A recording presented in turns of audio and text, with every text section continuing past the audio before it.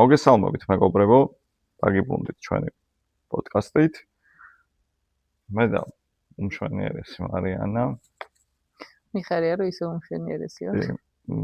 ცოტა ხასიათზე ვიყავი, მაგრამ გამომისწორდა ხასიათი.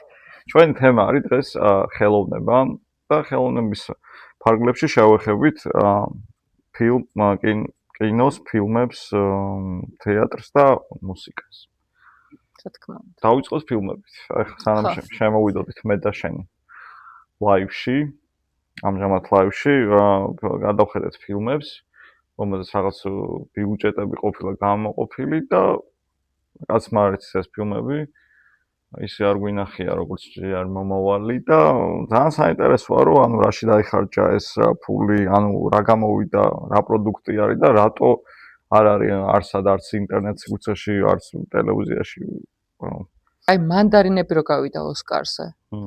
აი იმის მერე რატო ვერ გადავიღეთ კარგი ფილმი და რატო ვტკეპნით ერთი და იგივეს, რაც არის ქუჩაში ყოფნის ამბავი, აფხაზეთი და სოხუმის ამბავი, რაც უკვე ვიცით და გავიგეთ და ყველამ გაიგო და საშველი ამ შემთხვევაში პოლიტიკა უფრო უნდა იყოს და საშველი არ არის. და ეს რაღაცა კარგი ისტორიას რატო ვერავინ ვერ წერს, კარგი სცენარისტი რატო ვერ არის. აი მანდარინები თუ გავიდა ოსკარზე საუკეთესო უცხოენოვან ფილმის ამბავში, იმის მერე რატო ვერ მიუახლოვდით იქამდე. ხარ, ეგ სხვა შორის მეც დიდი ხანია მაინტერესებს მანდარინებამდე, ანუ უძინართამზე იყო, ანუ აქ იმაზე არა ლაპარაკი, ვის გვიყვარს და არ გვიყვარს, მეც მიყვარს ეგ ფილმები, გავიგე რაღაც ეს პათოსიც შევიგზენი ყველაფერი, მაგრამ აი სუერთა იგივე ხوار უნდა იყოს, ხო, ხوار უნდა მეურდებოდეს, ხა მსგავსი ტიპის, ანუ კიდე რომ გამოვიდეს იქნება მანდარინები 2, 3, 4 და 10 რა, ანუ სულ აი ფორსაჟი. ხო რა, ფორსაჟებით გამო. ანუ პოლიტიკასთან გაჯეჯა, პოლიტიკას არა, ჩვენი ისტორიაა და მაგას ვიძახი რომ ძალიან სენსიტიურია. ანუ მაგას ემოციურობაზე არ მაქვს საუბარი, უბრალოდ იმაზე მაქვს რომ სხვა რაღაცას ვერ ვიგონებთ, ანუ არა, ნახე მომგებიანია, როცა შენ შეგაქ ამ კინო ცენტრში. იცი რომ თუ შენ მიიტან იქ აფხაზეთზე, სოხუმზე და ასე ანუ მაგ ამბავზე თუ შეიტან, იცი რომ მეტი შანსი გაქვს რომ დაფინანსება წამოიღო იქედან. ანუ იდეაში ფილმებს ვიღებ, მაგრამ სად არის, ანუ არავის არ გვინახავს თვალით. ისინი მუშაობენ რაზე, რომ შინაურია და მოდი რაღაც დებილობა გადაიღოს, არსად გამოვაჩინოთ, ამან ფული აიღო თუ ანუ ან ისინი რაზე მუშაობენ, ან ისინი ვისაც ეს პროექტი შეაქვს. ხო და ანუ აი მაგას ვერ მივხვდი, აი თითქოს რაღაც ჰიბრიდული რაღაც ერთმანეთში გარდასული მომენტებია, ხო? ანუ ეს მანდარინებამდე იყო გასაენება ყარაბაღში, რომელიც საკულტო ფილმებად იქცა. ანუ ჩემი აზრით იგივე ისა მუსიკაც ერთი დაახლოებით ერთი ისა და ერთი ყავს ავტორი მუსიკის ამბავშიც. მე არის რაღაცა ძალიან მიყვარს ის ფილმი ქუჩის დღეები, მაგრამ ანუ აქაც გავიგეთ რომ ის არის ქუჩა და ერთჯერადად ანუ მსგავსი ტიპის ფილმი შეიძლება რაღაცა ნახოს ადამიანმა, მაგრამ აი მუდმივად აი ამაზე რო თემა, აი თუნდაც ხა ის სერიალი, ხო? ანუ ეგ სერიალი ძალიან მომწონდა თავიდან, უსაშველოები, ხო? მაგრამ ეგეც იგივეა, ხო? გავიგეთ რო არის რაღაცა ნარკოტიკების თემა, თამაშის თემა, ამ რაღაცა ამ ყველაფრის თემა. სად მივდივარ, იცი რომ ანუ აი პოლიტიკაში ის ვიგულისხმე რომ ანუ კინო, აი როგორც ყველაფერი, ხო, ხელოვნება იქნება თუ რაღაც ანუ ცალკე ვერაა გამოყოფილი, თუ რაღაცა იმას არ ატარებს, ხო, ხას არ ატარებს. ანუ იმან ხომ უნდა იარსებოს იმ ადამიანმა, მაგალითად აი იგივე ეს უსაშველოები, სადაც ანუ იყო კომენტარებში რაღაცა გულისწყივი და მეც უერთდები ამ გულისწყივილს, რომ იქ არის რაღაც ნარკოტიკების პროპაგანდა, რეკლამა, თუ რავი, როგორც არის პლუს ამას ბეთი არის, სულ რაღაც კაზინოების და აი რაღაცების მომენტი, იმიტომ რომ ეს კაზინოები აფინანსებენ, ხო? ეგ YouTube-ია. YouTube-ზე კიდე შეიძლება რომ მსგავსი დაფინანსება კონკრეტული ადამიანებისგან აიღო, მაგრამ ხო, კერძო არის ესე. ხო, კერძოა და მაგიტო შეგიძლია აიღო. გააჩნია შერაზე ხარ წავსველი, მაგრამ როცა ქვეყანაში თვითონ ბიუჯეტიდან არის შენთვის თანხა, ხო, ჩვენი ფული გამოყოფილი, ეს 20 ფილმი, მინიმუმ 20 როა სად არის? არის საშუალოდ 20-დან 40-მდე შეიძლება ახალი პროექტი იყოს წელიწადში, რომელსაც გადაიღონ და ეგრევე ვერ გამოუშვა, მაგრამ რამდენი წელი შეიძლება დაჭირდეს იმის მონტაჟს და ყველაფერს, რომ აი 3 წლის მერეც ვერ გამოვიდეს პრემიერა, ხო? აი, ეგეც ხო ფულზე გათვლი, ყველაფერი მეც რომ ფული ვიშოვო. და არა ის რომ მე ხარისხი დავდოთ, აი საქართველოში კინოს საერთოდ არ არის. ხო არა, აი არც მახსენდება ბოლო წლებში რა, ძალიან მახსენდეს ქუჩის წრეები და ძალიან მომწონს ეგ ფილმი. თუმცა მეორე მსგავს ფილმს რაღაცა ალბათ ვერ უყურებდი, მაგრამ აი ბოლო წლებში ხო, აი თავის რაღაც გააქვს შენ ხო პანკრატიონი თუ რაღაცა აი რაღაც მსგავს ტიპის ამ საინტერესო უცხოეთშია გადაღებული რაღაც აი მან რაღაც ცოტა აზრი დავს ხო ან იმას უყურე რა, ან ტრეილერს უყურე ფლიანი ფილმი ჯერ არსად არ მოიპოვება რა. და მაინტერესებს და უყურებდი, მაგრამ აი ეს გავიგე რა, იგივე არის ეგ ფილმიც მიყვარდა, მაგრამ ანუ ეგეც რაღაც მომენტში ერთი და იგივე აზრს ატარებს რა, გაღმანაპირი რო იყო რა. ხო. ანუ ეგეც რაღაც ეგ სოხუმი, აფხაზეთი, კი გავიგე. მაგას ვიცახე, რომ ძალიან გადაღეჭილია ეს თხება, გავიგეთ და მაშინ თუ იღებ აფხაზეთს და სოხუმზე არა დოკუმენტური ხო, მაგრამ თუ მხატვრულ ფილმს იღებ აფხაზეთს, მაშინ ისეთი მაგარი უნდა გადაიყო, რაც ჯერ არ გადაუღე და ყველა გადაჭრილოს და იმიტომ რომ იღებ, რომ შეიძლება ფული აქედან წამოიღო, აი ხო. აი ჩემი აზრით ახლა რომ შევადაროთ, აი საბჭოთა ეპოქის ფილმები, ქართულ ფილმები ბევრად უფრო აზრიანი, თუნდაც კომედიური, ხო? აი ეხლა მიმერულ ესკიზებს აი რომელი კომედია უნდა შეედაროს, ეხლა აი მიცვალებული მოგზდევს. რაღაცა ჩარჩოებში ვიჯექი და ის რატო იყო რომ მსგავსი ტიპის აი კომედია გავიგე, ანუ რაღაც ამბავში კომედიას კიდე არ ქონდა იმ ხელ ცენზურა და რაღაც ცისფერი მთები იყო, იქ რაღაცა ხო, ბევრი საკულტო ფილმი არის რა, რომელიც ხო, რომელსაც აი ეს რაღაცა ფრჩხილის იმათაც არ არის რა. ხო და აი კომედიას რო თავი დავანებოთ, აი ავიღოთ აი მსგავსი ტიპის რითაც დავიწყეთ, რომ აი რაღაც მანდარინო ეს რაღაცა. ანუ ისეც, ანუ ტრაგედიაც და სატირაც ისეთი იყო, ხო ხდები, გინდა ნატურის ხე, გინდა მონანიება, იქ ბევრი ფილმი არის, ეხლა ეს კონკრეტულად არ მახსენდება, მაგრამ ბევრად მეტი მასალა და ბევრად მეტი სათქმელი გადმოიცემოდა მაშინ, ვიდრე ეხლა არის რა. ეხლა რა ვიცი. მაშინ შეიძლება იმიტომ რომ რაღაცნაირად შეზღუდული იყვნენ და იძულებული იყვნენ რეჟისორებიც და სცენარისტებიც და ყველა რომ მოეძებნათ სათქმელი ისე რომ საბჭოთა კავშირი ვერ მიმხვდარიყო და გამდრვალიყვნენ რა ამ ცენზურას და რაღაცებს გვერდი და ეხლა იმიტომ რომ აღარ ჭირდება ტვინს მუშაობა, ანუ აი ყველა ეს ერთ ხაზია რაღაცნაირად და კრეატიულობაც დაიკარგა, იმიტომ რომ არ ჭირდებათ რა. რასაც უნდა იმას გადაიღებენ დადებენ. ერთ სულ მუსიკაზე როდის ხო და ანუ ფილმებს მეტნაკლებად აუარ-ჩაუარეთ. მოდი ახლა გადავიდეთ კომერციულ პროდუქტზე, სერიალებზე და აი YouTube-ზე რა ვახსენებთ. აი ახაც რო დავიწყოთ, ხო? აი ახლა გონებაში რაც მომდის, იყო კომედიური ჟანრის და მაპატიეთ, ხალხო ვიცი რომ ბევრს გიყვართ ეგ ისა სერიალი, მაგრამ აი შუა ქალაქს აი უბრალოდ ვერ გავიგე რა, აი ბუჰუჰუჰუ და ეგეთი აი ნუ რაღაცა ის ძალიან მაგარი ტიპაჟი იყო, მესმის რომ გემოვნებაზე დაობენ თუ არ დაობენ, მაგრამ აი არ მომწონს რა, ეგ არ მომწონდა. სათქმელი არასდროს არ ჩანდა, სულ სასაცილო იყო, სათქმელი არ ქონდა. ანუ ამერიკული პროექტი იყო გადმოტანილი, გავიგე რომ აი ეს რაღაცა ის ტიპი იყო ერთი რაღაცა ჩასახლებული, რაღაცა ესეთ ტიპი. ანუ არ ვიცი რა, მე ყოველ შემთხვევაში ჩემთვის, ანუ ეგ კომედია თუ რაც იყო, აი ეგ სერიალი ძალიან ვერ გავიგე რა, ერთ სიტყვით და ვერ იყო ჩემთვის რაღაცა იუმორისტული პროდუქტი რა. ну კიდე რა იყო, ანუ რა, ну ის ჩემი სოლის დაქალები, ხო? ანუ ეგ იუმორისტული არ იყო მთლად, ხო? არა, ეგ არ იყო, ეგ ძალიან კარგი სერიალი. აი ყველაზე მეტად ყოველდღიურობას მორგებული იყო, მართლა. წინა დღეს რაც ხდებოდა, მეორე დღეს უკვე ეკრანზე ჩანდა. ეხლა მე მაგის დიდი მაყურებელი არ ვიყავ, აი დასაწყისი ვიცოდი, მე რაღაც საერთოდ არ ვიცოდი რამდენიმე სეზონი და ეხლა ბოლოსკენ. მაგრამ აი ძალიან ყოველდღიურობას მორგებული და ძალიან კარგი სერიალი იყო. ანუ ეგ პერსონაჟები, ვინც მან ჩანდა, ყველა ვიცნობთ, ყველა ეგეთ პერსონაჟს, ერთს და ორს კი არა, ყველას ვიცნობთ, ეგეთ ცალ-ცალკე. და ვინც მაგ ყველაფერს აპროტესტებდა, თვითონ იყვნენ ძალადობის მსხვერპლი ან მოძალადეები ან მოღალატეები ან გატრიპაჩებულები ან მატყო, ან ვინც მან ყველ ყოფილა, ან ისინი ლანძღავენ, ვინც თვითონ აკეთებს იგივეს და არ მოწონს, რომ მას დასცინია. და რა ცუდი სერიალი ამბობენ, თორე საერთოდ ძალიან კარგი სერიალია, ძალიან კარგი სერიალია.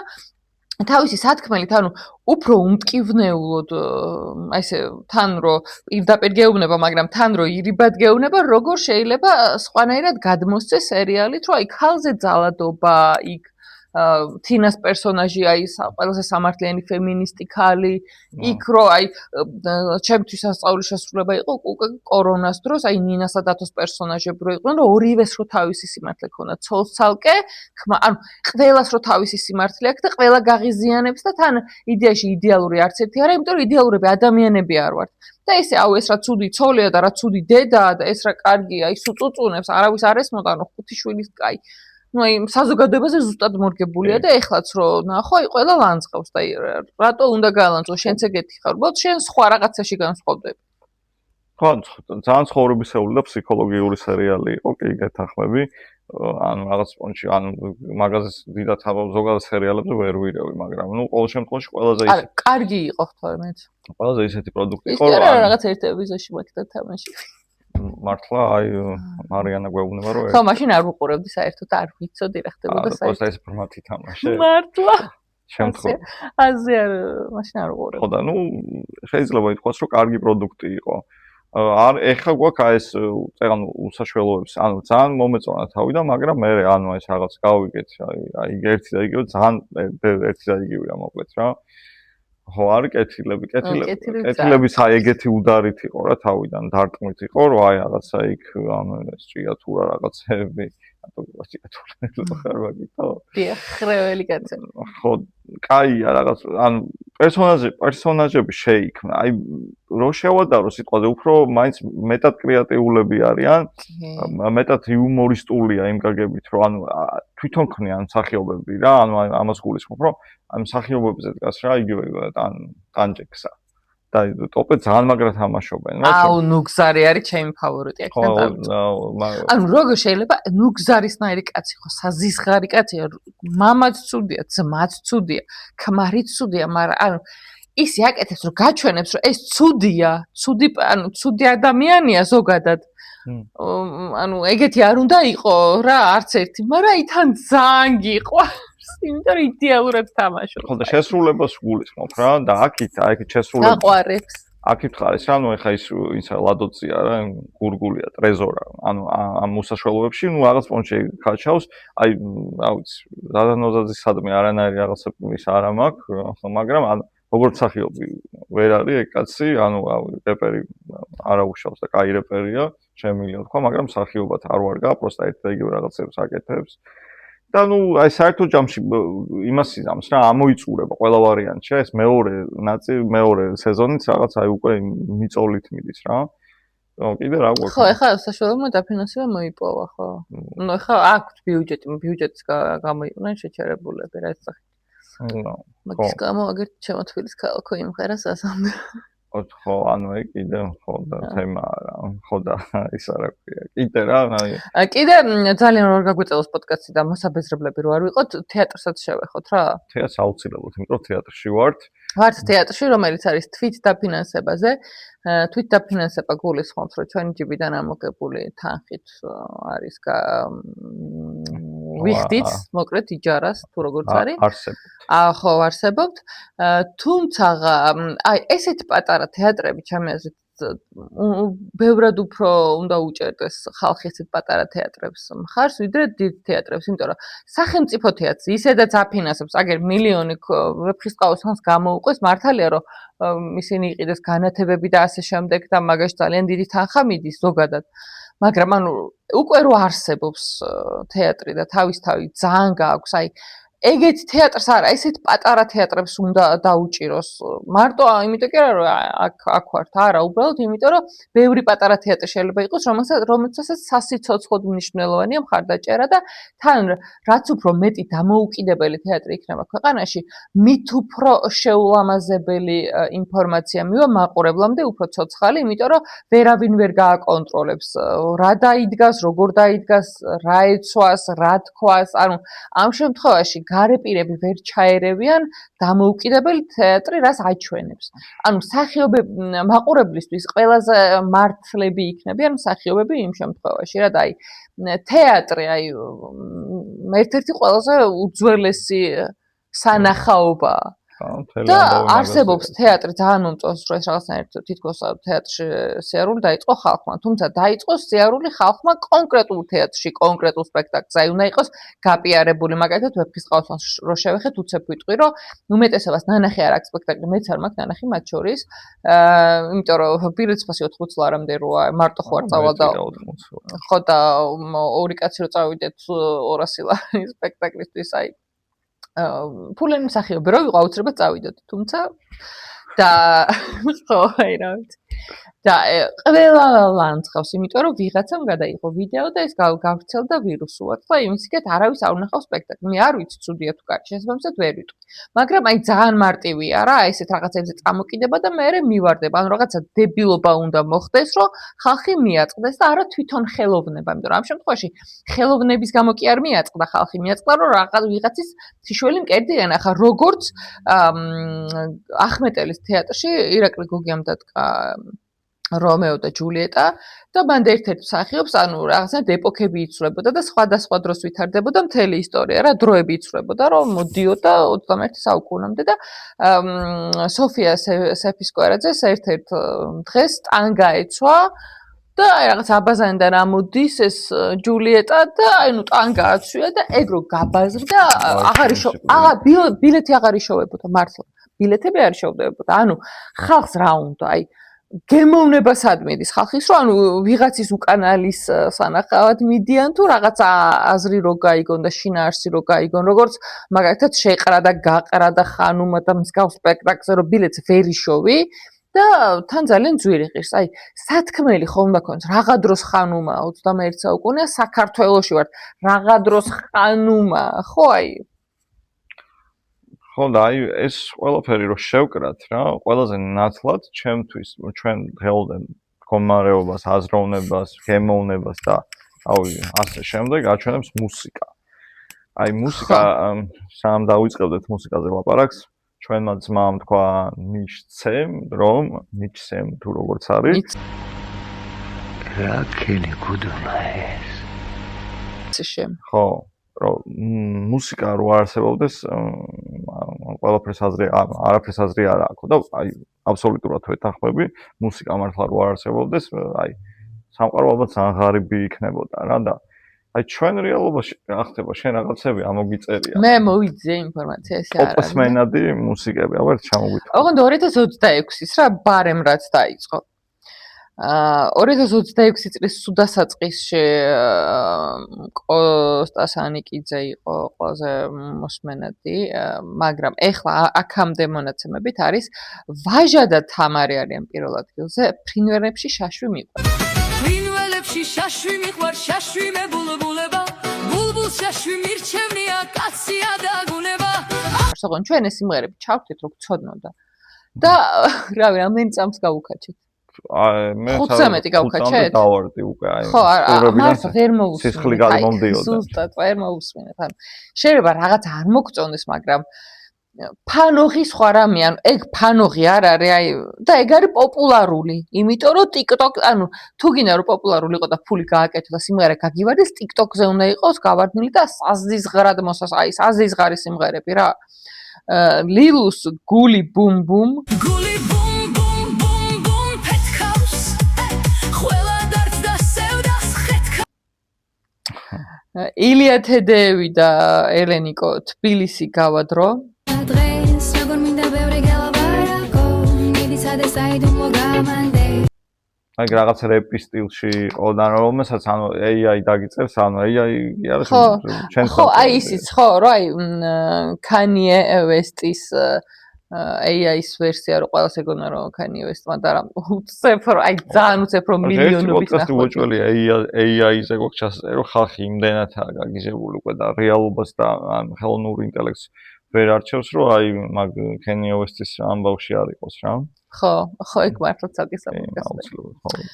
მე ვკითხე ჰიპ-ჰოპ მიმდინარეობაში კონკრეტულად ვის უსმენდნენ და პირველ ადგილზე მიშა ხრამოვი იყო. ოღონდ თან იქ თავისი სიმღერები სათაურებით ეწერა და აი რა იყო? სათაური არ ჩამიწერია. ექსტაზი და გაიჩიტე. ანუ გაიჩიტეს, ანუ გაიჩიტება მოსმენელი, მაგრამ უბრალოდ ინსტრუმენტალი, ანუ ინსტრუმენტალი მართლაც არ არის ურიგო, მაგრამ ანუ თვითონ ტექსტი რაღაცა ვერც გაიგებ რა. მეორეზეა Starboy, არ ვიცი ნამდვილად ვინ არის, ბოდიში მომიხდია. შემდეგზე არის Kaya Kata, მერე Luna 997 და Taha, ეს არის ჰიპ-ჰოპში ყველაზე მეტად ვის უსმენს ხალხი.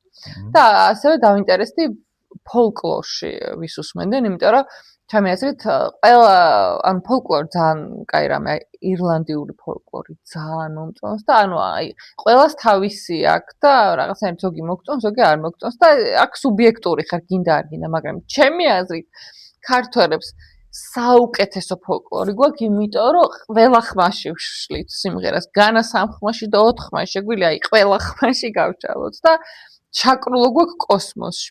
გაშვებული, ანუ მაგაზე დიდი ნიშანი, რომ ჩვენ ძალიან კარგი ფოლკლორი გაგვაჩნია და უნდა უსმინოთ, არ ვიცი და აი რავი მართლა საუკეთესო გქონდა რა ეს ძველ დროს და ეხლა უსმენენ განდაგანას ჩუბინას რუსთავის პოლიფონიას, ოღონ ეს რუსთავის პოლიფონია ჰამლეტ გონაშვილი არ გეკონოთ, იმიტომ რომ ხო ასა რუსთავში იყო და ტრიო მანდილი მესამეზე იყო.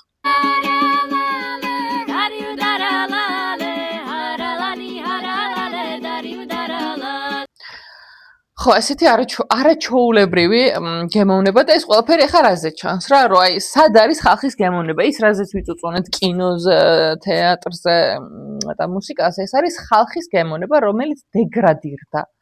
ის კი არა რომ არტისტი რას აკეთებს, რომ თავისით ქმნის ბიტს, თავისით წერს ტექსტს, თავისით ჩაწერს თვითონ მე ანუ ყველაფერს გაუკეთებს თავისით და თვითონ იფიქრებს და ნამდვილს გეტყვის, მაგას არ აქვს მნიშვნელობა. აი, თავია TikTok-ისთვის რაღაცა უგემოვნო ხარი ხარალო დაწერო და ვაუ, უკვე დაფასებული ხარ რა. ხო და აი შეიძლება თქვას ადამიანმა ამ ხალხმა და ამ ხალხის მსმენელებმა რომ აი უკეთესი თქვენ გააკეთოთ, ხო, მაგრამ მე ანუ მაგას ვიზახ რომ არ ვარ მუსიკოსი და არ მაქვს მაგის პრეტენზია რომ მინიმუმ ამას არ გავაკეთებ, შეიძლება უკეთესი ვერ გავაკეთო, მაგრამ აი ამას საერთოდ არ გავაკეთე. ამის გაკეთება საერთოდ არაფერი არ გავაკეთე. აი იმიტომ რომ იყო რა, აი სულ რაღაცა რამოდენიმე დეკადის უკან იყო აი იგივე ხო, ანუ პირველად ქართულ მუსიკოსებში ვინ მოგდის თავში, ირაკლი ჩარკვიანი იყო რაღაცა აუთსაიდერი რობი ნიაზ დიასამიძე თავის განხრით ძალიან კარგი არის და იყო და არის დღემდე წერილი არის, ანუ ჰიპ-ჰოპში რო გადმოვიდეთ, ბევრი ღირსა, ანუ ჰიპ-ჰოპში, ანუ რეპში რის გამოც ეს ჟანრი ჩამოყალიბდა არის პროტესტი, ხო? აი რაღაც გამოთქმა არის, ხო? იყო იგივე ის წეგანთქმული ზაზანოზაძე, რომელმაც რა ვიცი შეიცვალა აზროვნება. ედუარდო მაშინ არის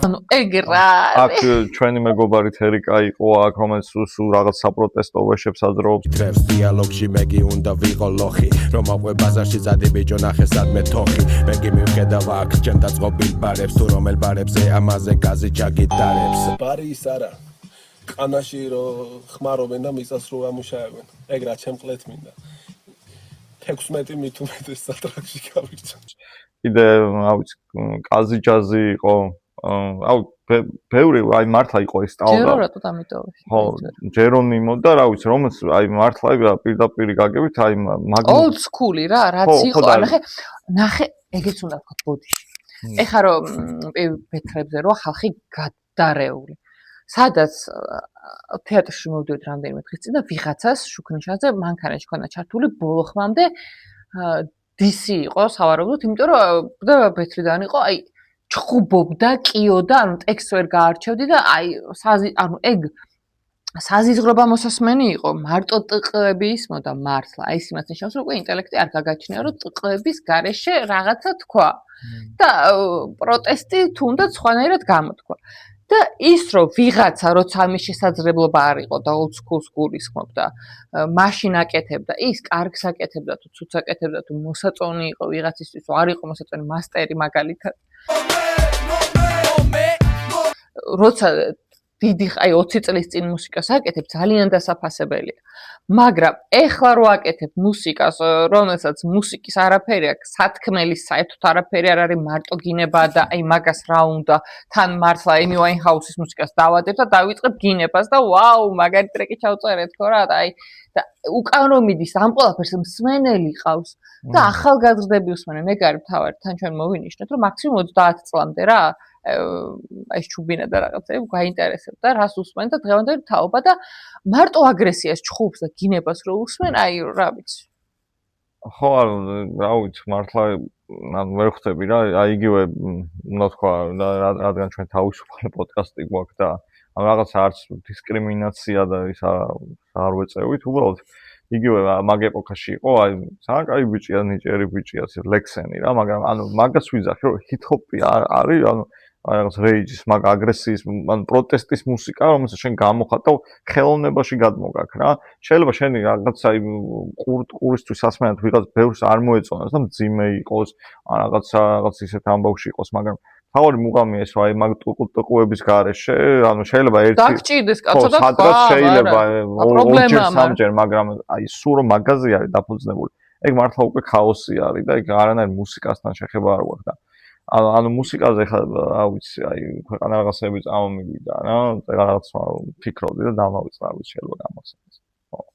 ხო, მუსიკის გარეშე სამყაროს არ ექნებოდა ფერები საერთოდ და ის რომ ეხა გარეთ რო ქაოსია და ქუჩაში გავდივარ და ხმაურია და გული გიწუხდება, გშველის რომ ყურსასმენში ჩართო კარგი მუსიკა და აი იმას შეუძლია რომ გაგიყვანოს და შენი თავი შენი თავიდან გაგიყვანოს და ისევ შენ თავში დაგაბრუნოს. ანუ ეგ შეუძლია მუსიკას რა. და აი მუსიკა დავარსკვლავებით ერთადაც. ხო, გამახსენდა რა, მოკლე ისა რემარკი, მოკლე ერიხმარია. რომ ანუ ის მუსიკაც აქ რაც ჩვენთანაც ძირითადი უმეტესობა, ანუ ფონოგრამით ხომ ღერის და ფონოგრამადებს და ის ბითიც, ანუ ის მუსიკა თვითონ კომპოზიციაც გადმოღებული. ერთ-ერთი ჩვენი ცნობილი დივა, რომელსაც აი ყველაფერი მოპარულია. აი ეგ არის ბრაზილიური სიმღერიდან არის ის მოპარული. ყველაფერი. ერთი ღამეა ადევს ევიდან რა და აი რატო ხალხო, რა ვიცი, კაი, იპარავ რაღაცა იმუშავე, შეეცადე მაინც ისე მოიპარო, რომ აი მარტივად არ იყოს გასარჩევი. ყველაფერი მოპარო, 99% არის მოპარული. ანუ კომპოზიციაც და ნუ ტექსტი, ხო ახლა ტექსტი რა გითხრა, ტექსტი. ყველა პოპი საქართველოში რაც არის, ყველა სასტუმრო ის რო სასტუმრო კალიფორნია ხო არ მახსოვს რა კალიფორნია და ვიღაცები ვეროდენ თვითონ აი ტენდენციაც ახალწლო ისენი რო არის ხოლმე რაღაცა ყველა თათარაში ყველა საერთოდ ყველაფერს იფარა რატო ხო ვართ ნიჭიერი ხალხი რა და მაშინ ახი მაშინ ძალიან კაი იყო იმიტომ რომ ძალიან მოგწონდა რომ ხა ეს რო უსმენ და აუ რა მაგარია ვა საღოლ და იმიტომ რომ არ გქონდა სხვა ინტერნეტი არ გქონდა ქვეყანაში და კასეტაზე რო უსმენ მაგრამ ვაუ მაგარი მუსიკა და გავარდა და მე გავიზარდეთ გავიდა 5 წელი 6 წელი შეიძლება 10 წელი და უკვე YouTube-ი შემოვიდა ჩვენ ცხოვრებაში ინტერნეტი შემოვიდა ყოველდღიურად და მე რო ხვდები თურმე ეს აქამდე ძალიან მაგარ ხო ძალიან მაგარმა არტისტმა დაწერა და იმის ბანძირი მეიქია კლიპიც კი შეიძლება იგივე კონდეს და მე ეს მოქვს და ვიცივებად და რა ვიცი და აი ხო და ძალიან დისებში გადავალთ რა მოკლედ ანუ მუსიკაც ჩემი აზრით ძალიან სავალალო მდგომარეობაში არის და ანუ ის რომ ერთი კაცი გვაქვს მარტო აი სათქმელია იგრაკლი ჩარკვიანი იყო ბოლო რა ვიცი 30 წელი ხო სარგავს ის ძილის წინაიც მიუთმევს ნაგავს აიღებს ომარა ჟანგი ნაგავს და მოკლავს იმპერიას რომელიც სარგავს კი არის underground-ები წერან მე და მარიანა ვამბობდით, მაგრამ ეს underground-ი იცის იმ ასმაკაცმა და აი მას რასაც უსმენს აი ესაა და შესაბამისად ქვეყნის მდგომარეობაც თქვათ ამაზე არ არის დაფუძნებული, მაგრამ დიდწილად გემოვნება, აი რო ხვდები რომ იმ ადამიანს მეტი გემოვნება არ აქვს რაღაცა შაშვი თუ რაღაცა ჯანდაბას უსმინოს, ამა 7 მილიონი ნახვა კონდეს აგერ რამდენიმე თვეში. ხო, მე ხვდები რომ კი მაგაზიც, ანუ მარტო მუსიკაზე კი არა დამოკიდებული, მაგრამ ეგ უკვე ჯაჭვია რომ იმაში არ აქვს გემოვნება, იმაში არ აქვს გემოვნება, იმაში არ აქვს და ზოგადად უკვე ცხოვრების ფონი იქნება ისეთი არასახარბიელო და უნდა ვთქვა რა, ეხლა ეს თავისუფალი პოდკასტია რა, აი მაგიტომ მოვედი. ჰიპ-ჰოპს რა უსმენთ, ანუ ყველა შეუძლია, ყველა მოусმინოს რა თქმა უნდა. თუმცა აი ძალიან გაპოპულარულებული როა მამა ფლექსი, აი აი ეგ ჯერ ჰიპ-ჰოპი რატოა, მაგრამ მე ეგეთი მაგარი რატო შეიძლება იყოს, რომ ეს პატარა ბავშვები აი გაგიჟებით და ეს მონოჰოლი თუ სადაც ატარებს ხოლმე ამ ლაივს, რომ გადატენილი იყოს მაგის ლაივზე და ვინც ჰიპ-ჰოპს აკეთებს. რეალურ ჰიპ-ჰოპს. ყველაფერს თვითონ წერს და ნამდვილს ამბობს, იმათ ლაივზე 10 კაცი დგას და ეგ აი ზუსტად მან ჩანს, რომ ვიღაცასთან 100,000 კაცი ჩანს და აი ხავიან აქედან თან ანუ როგორია ნახე რომ შინაარსი არ არის, რომ დაიწყებს, ვერ მიხვავ, ვერ გაიგებ რაზე მღერის და ვაშლი, მსხალი, ალი, ბალი, ტრალი, ვალი და აი ხო ჩავწერე ამას ამ მოუჭრი და всё. კი, ანთან ვინმე მოპარა რა, ვინმე. ვინმეს მოპარა? მელოდია და ეგაა. всё, ეგ არის. აი ეს არის პოპულარული, ანუ აი დებილობა არის პოპულარული. მაგრამ ის ძალიან ნიჭიერი, იმის ნიჭიერებას არ ვეხებ, ძალიან ნიჭიერი, იმიტომ რომ ზუსტად იცის რა გაიყიდება და იმას აკეთებს. ხო და უკაცრავად თუ არ და ვიძახი რომ დანძრეული ვარ ხელოვნებაში, განსაკუთრებით მუსიკაში რა. ეს არის ჩემი ბოლო სიტყვა.